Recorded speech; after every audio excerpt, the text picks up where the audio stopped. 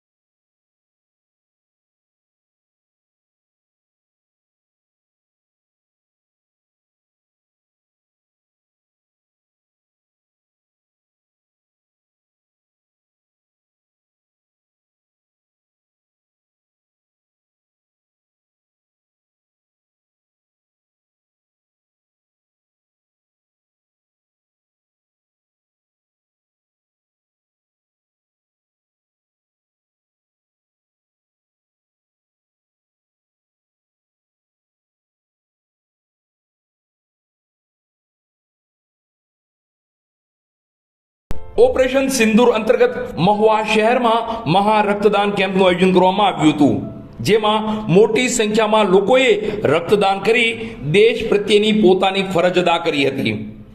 જમ્મુ કાશ્મીરના પહેલગાંવ ખાતે થયેલા આતંકવાદી હુમલા બાદ ભારતે પણ આતંકવાદીઓને જડબાતોડ જવાબ આપ્યો છે અને આતંકવાદીઓને ગોતીને તેનો ખાત્મો બોલાવ્યો છે.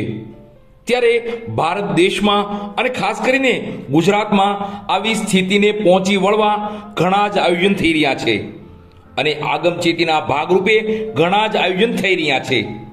ત્યારે આવો જ એક આગમચેતીના પગલા અને ઓપરેશન સિંદૂર અંતર્ગત મહુવા શહેરના સક્રિય ધારાસભ્ય શિવાભાઈ ગોહિલની ઓફિસ ખાતે મહા રક્તદાન કેમ્પનું આયોજન કરવામાં આવ્યું હતું.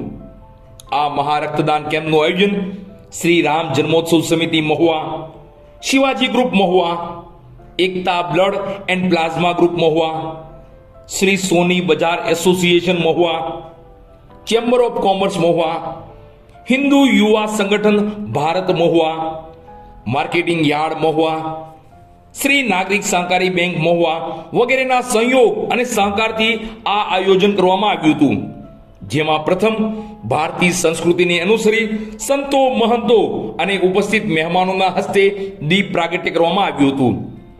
આ મહા રક્તદાન કેમ્પમાં સંતો, મહંતો, રાજકીય આગેવાનો, સામાજિક આગેવાનો, મહુવા પોલીસ વિભાગના મહુવાના જાણીતા ડોક્ટરશ્રીઓ ઉપસ્થિત રહ્યા હતા. આ મહા રક્તદાન કેમ્પમાં હાજર રહેલા સૌ કોઈએ દેશ પ્રત્યે પોતાની ફરજ અદા કરી રક્તદાન કર્યું હતું. તો નવકાર ચેરિટેબલ ટ્રસ્ટ સંચાલિત બ્લડ બેંકનો આ તકે સુંદર સહયોગ રહ્યો હતો.